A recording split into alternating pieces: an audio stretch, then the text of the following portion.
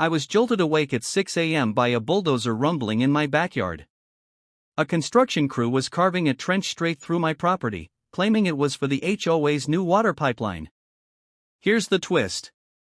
I don't even live in their neighborhood. At first, I thought it was a dream. No way heavy machinery was tearing up my land at dawn. But when I stumbled outside in boxers and messy hair, there it was. A backhoe, orange-vested workers, and a guy with blueprints acting like he owned the place. "What in the world are you doing?" I demanded. "Without missing a beat," he said, laying the new water line for the Oakwood Heights HOA. "Should be done in a couple days." I stared, deadpan. "That's impressive, considering this isn't Oakwood Heights. This is my land." Before we dive into the chaos, let me back up. My name's Ethan. I'm a land surveyor, which gets hilariously ironic soon. A few years ago, I inherited 10 acres of rugged, undeveloped land just outside a ritzy suburb called Oakwood Heights. It's the kind of place where every lawn's an identical green, and they ticket you if your holiday lights linger past January 1st. A textbook HOA nightmare. I never joined their HOA because, say it with me, I don't live there. My property's adjacent, legally distinct, and mine alone. I use it for storage, weekend camping, and escaping people obsessed with matching mailboxes. Yet somehow, these HOA folks decided my land was up for grabs. 2 weeks before the bulldozer invasion, I'd spotted 2 guys with tripods and clipboards near my property's edge. As a surveyor, I don't take kindly to trespassers, so I asked what they were up to. They mumbled about utilities, assessments, and infrastructure upgrades. I assumed they were scoping out a project on the Oakwood side and let it slide. Big mistake.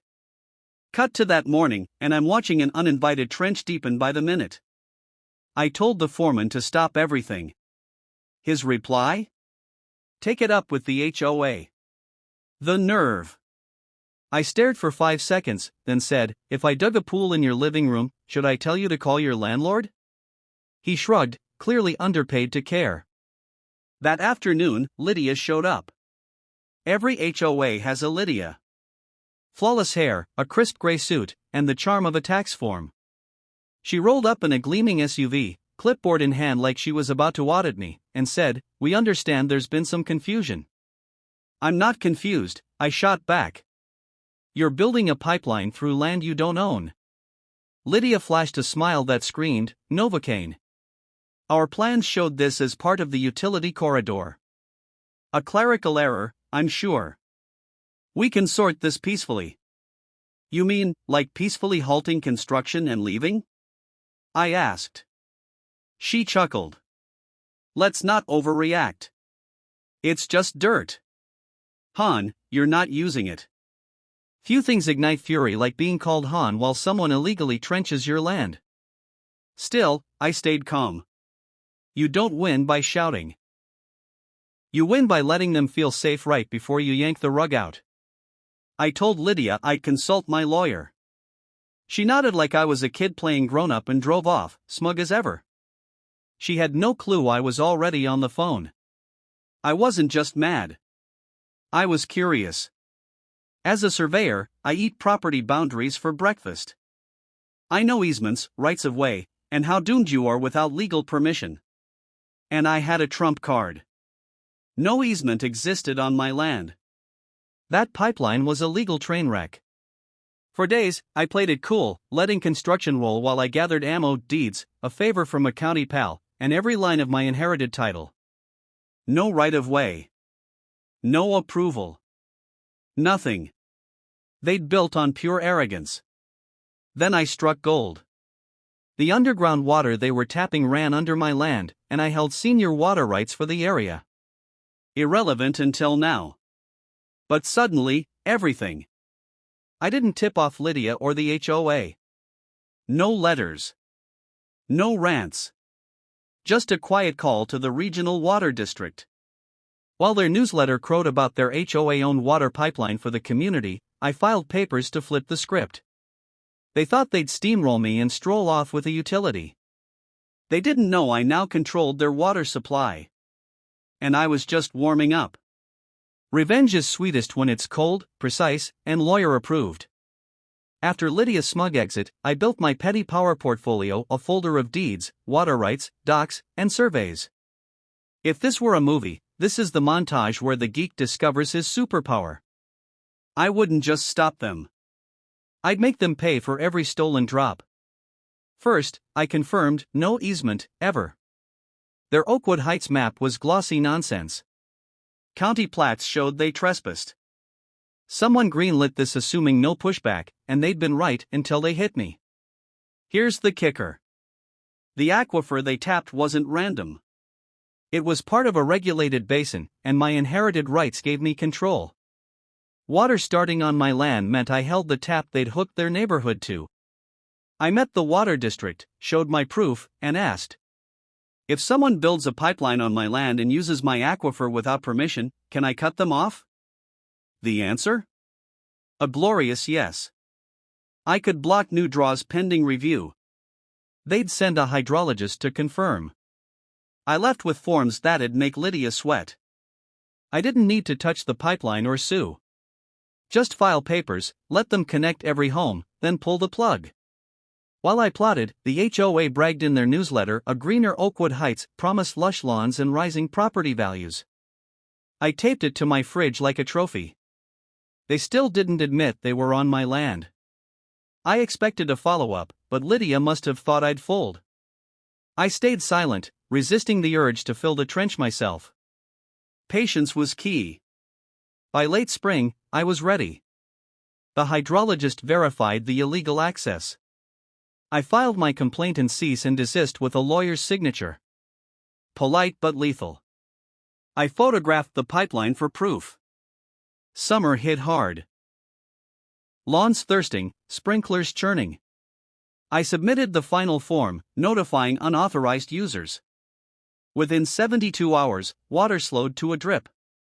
Residents raged. Yellow lawns. Dying sprinklers. Furious emails.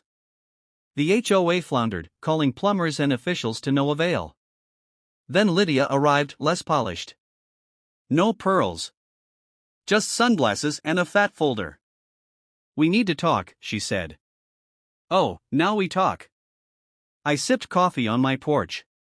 What happened to just dirt, hon? She ignored the jab. There's an unfortunate issue with the water system. Unfortunate's one word, I said.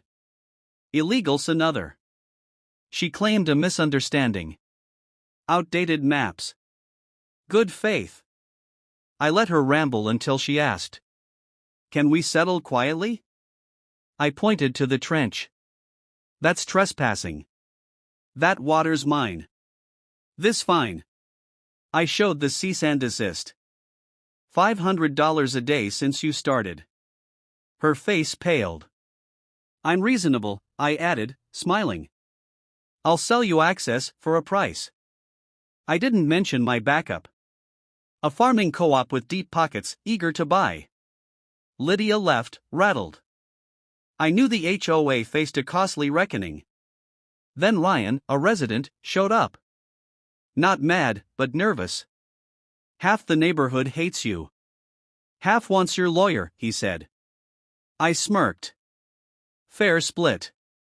He got serious. This pipeline isn't their first grab.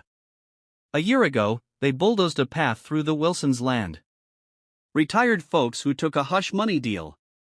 They were too old to fight, Ryan said. My stomach turned. This wasn't just my battle anymore. Most of us just want water, he added. We didn't vote for this. Lydia runs rogue. I gave her terms. $250,000. And a public apology. She laughed. Until lawns died. And residents revolted. Newsletters blamed supply issues. But my leaked cease and desist sparked chaos. Board meetings. Profanity. Free the water, graffiti. Lydia offered $5,000. I countered with $20,000 in fines. I installed a red valve on the pipeline with a meter and a sign taunting them. Residents gawked. Some waived. Then a law firm, not the HOAs, contacted me. Residents were suing for mismanagement, wanting my evidence. I agreed, staying anonymous. By midsummer, the HOA crumbled. Lydia quit, citing family time.